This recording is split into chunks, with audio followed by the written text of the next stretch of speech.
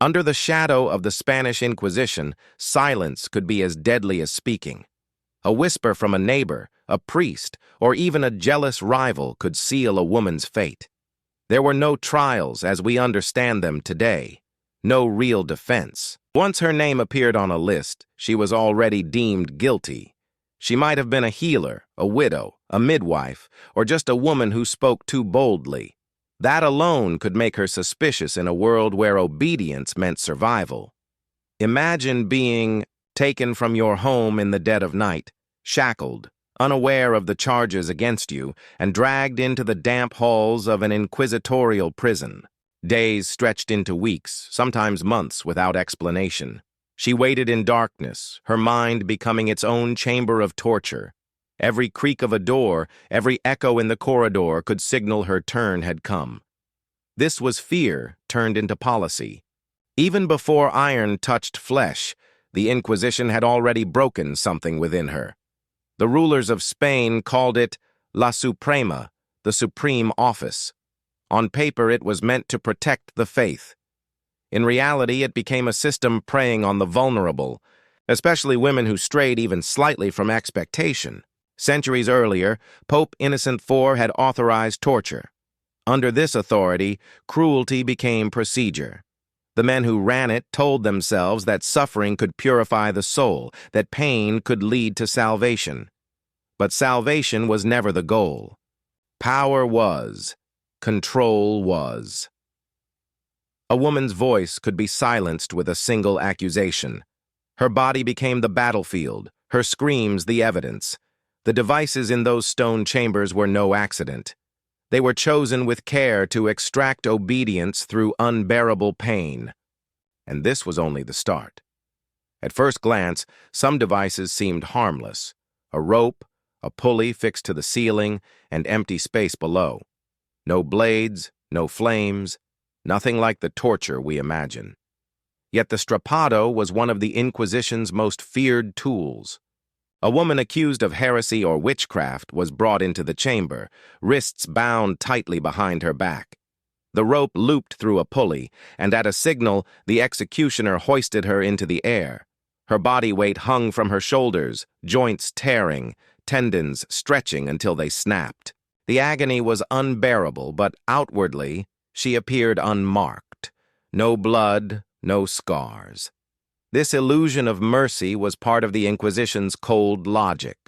Records describe the strapado as a moderate form of persuasion, an acceptable tool because it left no visible wounds. But beneath the skin, nerves shredded, bones cracked, arms rendered useless for life. Many women left unable to lift their children, to work, or even care for themselves. Sometimes cruelty went further. Victims were dropped suddenly, shoulders wrenched from sockets, then jerked back into the air. The screams were not always believed. If a woman confessed, her words became truth. If she stayed silent, the rope lifted her again and again. Its silence was the deadliest weapon, allowing torture without evidence, claiming it sought only confession. For the women, the sentence lived in their broken bodies. And this was just the beginning. Other devices waited, designed not only to hurt, but to humiliate, turning the body itself into a stage of endless torment.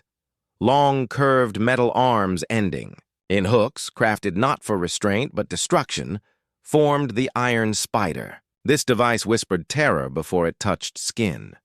Women accused of heresy, adultery, or vague charges of impurity were brought into cold chambers where the iron awaited, sometimes heated red by fire.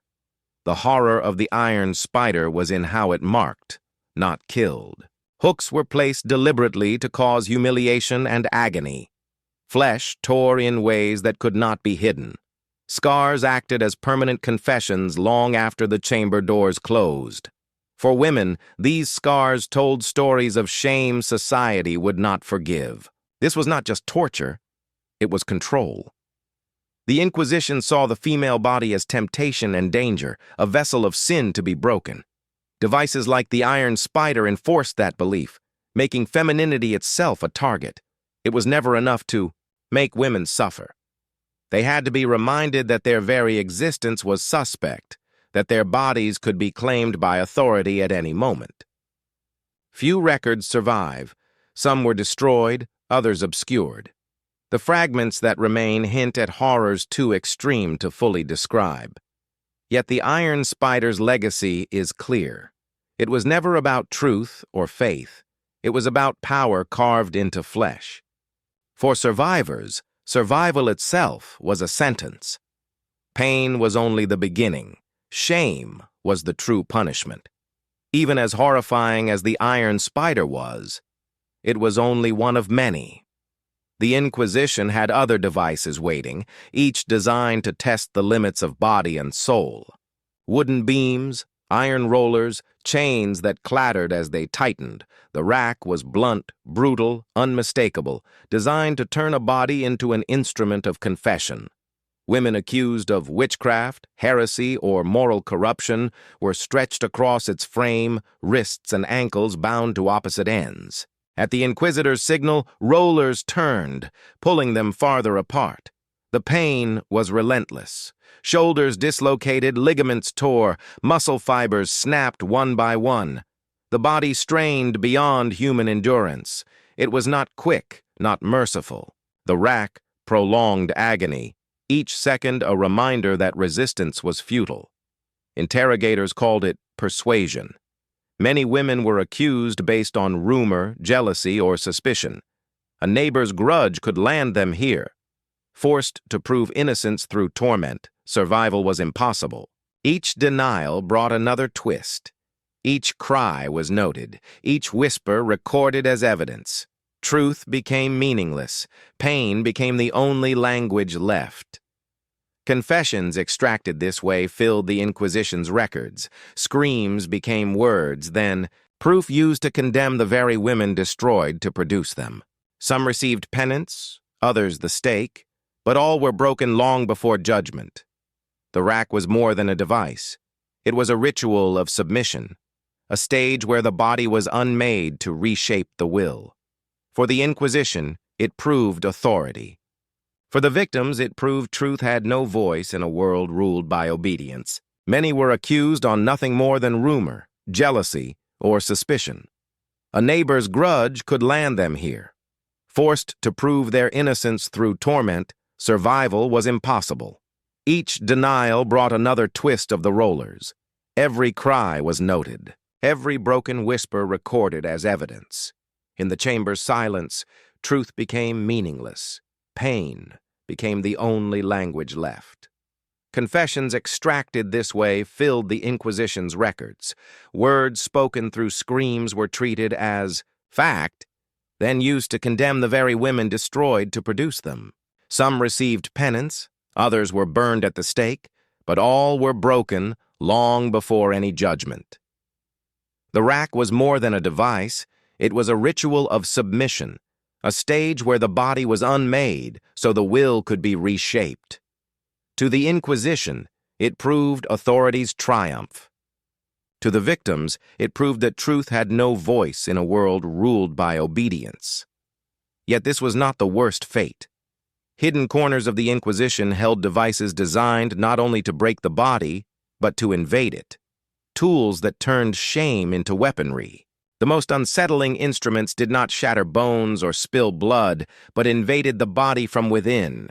Chief among them was the so-called pear of anguish, a cruel device shaped like a metal fruit, its hinged petals forced open once inserted. To the victim, it was an unanswerable violation. The pear could be placed in the mouth of those accused of blasphemy, expanding until jaws threatened to crack and teeth splintered. In cases of alleged witchcraft or sexual transgression, it could be inserted into the rectum or vagina, turning the body itself into a torture chamber. Unlike the rack or strapado, the pear left few outward marks. Its cruelty was hidden, its scars internal. For inquisitors, invisibility was useful, the pain undeniable, yet evidence elusive, allowing them to claim restraint while inflicting horrors beyond words. These methods were more than physical punishment, they were deliberate symbols.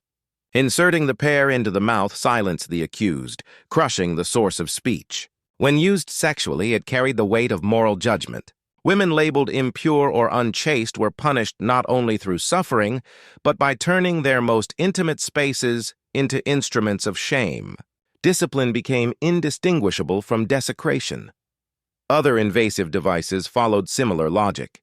Spiked probes, heated irons, and expanding screws all worked to turn the body against itself, destroying dignity without drawing blood. Inquisitors called it moderate pressure. Victims knew it as annihilation deeper than the skin.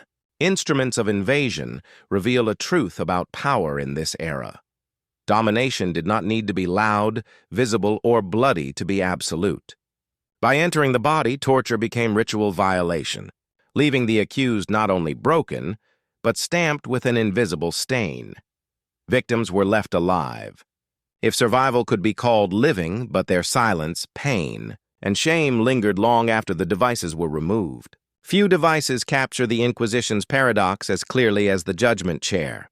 At first glance, it resembled a throne, solid and imposing, yet every surface, the seat, arms, and back was lined with hundreds of sharpened iron spikes.